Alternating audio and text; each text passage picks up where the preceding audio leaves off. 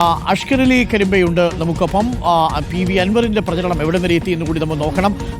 നമ്മൾ പറയാറുണ്ട് അഷ്കർ അലി കരിമ്പ ഈ സ്വർണ്ണങ്ങളുടെ ഒക്കെ ഇടയിൽ എന്നെ മറന്നു കളയല്ലേ എന്ന് പറഞ്ഞതുപോലെയാണ്. ഇത്ര വലിയ ആൾക്കൂട്ടമൊന്നും ആദ്യഘട്ടത്തിൽ ഉണ്ടായിരുന്നില്ലെങ്കിലും നാമനിർദ്ദേശ പത്രികാ സമർപ്പണത്തിന് വരുന്ന സമയത്ത് പി വി അൻവറിനോടൊപ്പം ഒരു വലിയ ആൾക്കൂട്ടം നമ്മൾ കണ്ടു. ഇന്നിപ്പോൾ എങ്ങനെയാണ് പി വി അൻവർ തൻ്റെ പ്രചരണ പരിപാടികളൊക്കെ നിശ്ചയിച്ചിരിക്കുന്നത്? ഒരു ഭാഗത്ത് UDF, LDF, NDA കൊട്ടിക്കയറുകയാണ് പ്രവർത്തകർക്കൊപ്പം. ഇന്നും പി വി അൻവറിനോടൊപ്പം ഒരു വലിയ ജനാവലി ഉണ്ടാകുമോ? എങ്ങനെയാണ് പ്രചരണ പരിപാടി പ്ലാൻ ചെയ്തിരിക്കുന്നത് പി വി അൻവർ ഇന്ന്? അഷ്കർ അലി കരിമ്പ.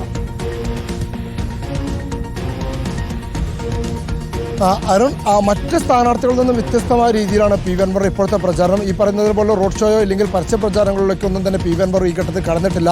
കൂടുതലും വ്യക്തിപരമായി കൂടിക്കാഴ്ചകൾ നടത്തുന്നു എന്നുള്ളതാണ് പി വി അൻവർ പറയുന്നത്. ചില ഘട്ടങ്ങളൊക്കെ തന്നെ അത്തരം കൂടിക്കാഴ്ചകൾ നടക്കുന്നുണ്ടെങ്കിൽ പോലും അതുമായി ബന്ധപ്പെട്ട വിവരങ്ങളേക്കോ ഇല്ലെങ്കിൽ അവിടേക്ക് മാധ്യമങ്ങൾ എത്താനൊന്നും തന്നെ പി വി അൻവർ ഈ ഘട്ടത്തിൽ സമ്മതിക്കുന്നില്ല എന്നുള്ളതാണ്. തികച്ചും വ്യക്തിപരമായ കൂടിക്കാഴ്ചകളാണ് എന്ന് പി വി അൻവർ പറയുന്നു.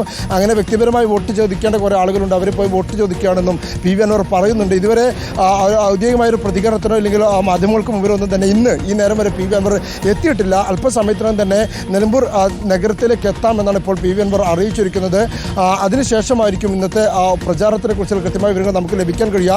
മറ്റ് രാഷ്ട്രീയ പാർട്ടികളൊക്കെ തന്നെ നമുക്ക് കൃത്യമായി നേരത്തെ തന്നെ നാളത്തെ ഷെഡ്യൂൾ എന്താണെന്നുള്ളത് കൃത്യമായി നമുക്ക് നൽകുന്നുണ്ട്. ഓരോ സ്ഥാനാർത്ഥികളുടെ ഷെഡ്യൂൾ നമുക്ക് ലഭിക്കുന്നുണ്ട്. പക്ഷേ നിലവിൽ പി വി അൻവറിൻ്റെ ഭാഗത്തു നിന്നും അത്തരം ഷെഡ്യൂളുകളൊന്നും തന്നെ നമുക്ക് ലഭിക്കുന്നില്ല. പ്രത്യേകിച്ച് അത് സിസ്റ്റമാറ്റിക്കായി പ്രവർത്തിക്കുന്ന ഒരു വോട്ട് അഭ്യർത്ഥന തെരഞ്ഞെടുപ്പ് അല്ല നിലവിൽ പി വി അൻവറിൻ്റേത്. അൻവർ തന്നെ കാര്യങ്ങൾ തീരുമാനിക്കുന്നു, അതിനനുസരിച്ച് കാര്യങ്ങൾ മുന്നോട്ട് പോകുന്നു എന്നുള്ളതാണ് നിലവിലെ രീതി.